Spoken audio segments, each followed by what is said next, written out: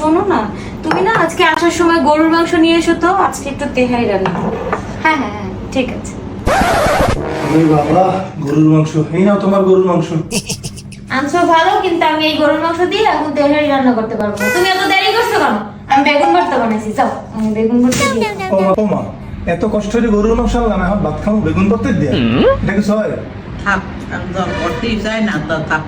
তা চল আমরা সবাই রেস্টুরেন্টে খাইয়ে আসি। ঠিক আছে, তাহলে রেডি হও, চলো রেস্টুরেন্টে যাই।